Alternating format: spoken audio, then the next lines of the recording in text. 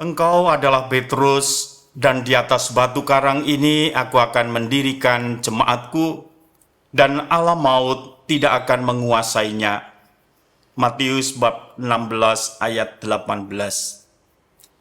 Saudara-saudari yang dikasihi oleh Tuhan, hari ini kita merayakan hari raya dua rasul besar, Santo Petrus dan Paulus.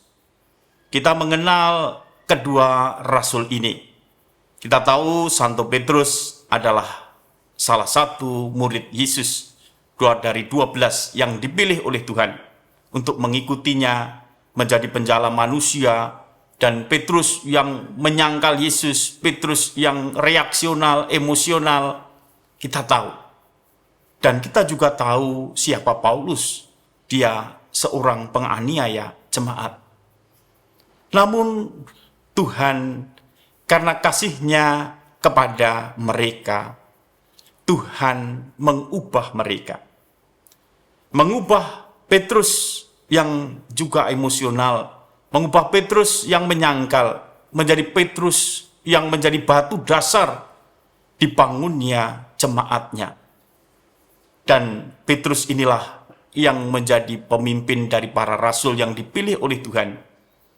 Dan Petrus oleh karena kasih karunia diubah menjadi rasul yang penuh dengan keberanian mewartakan Injil di antara orang-orang Yahudi. Demikian juga kita tahu Paulus. Dia orang yang mengejar-ngejar para pengikut Kristus. Namun Kristus menangkap dia.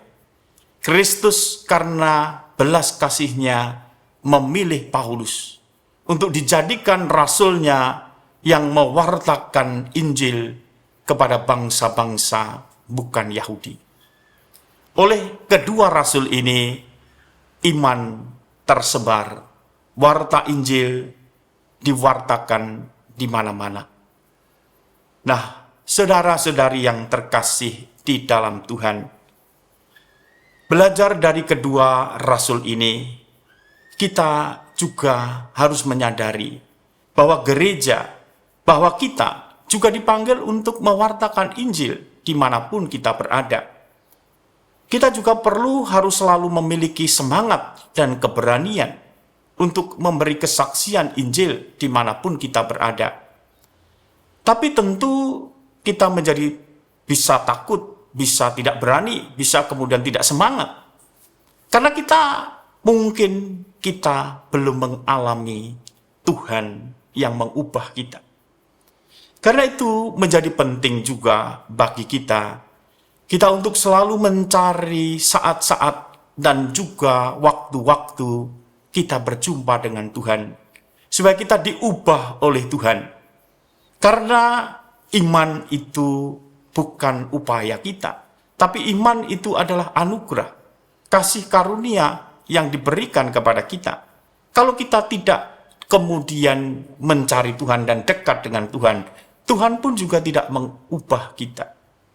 Belajar dari Santo Petrus dan Santo Paulus, kita harus juga kemudian mempunyai waktu membiarkan Tuhan mengubah hidup kita. Membiarkan Tuhan juga menganugerahkan kasih-Nya kepada kita. Dan kita pun juga belajar untuk memiliki kasih yang besar kepada Tuhan.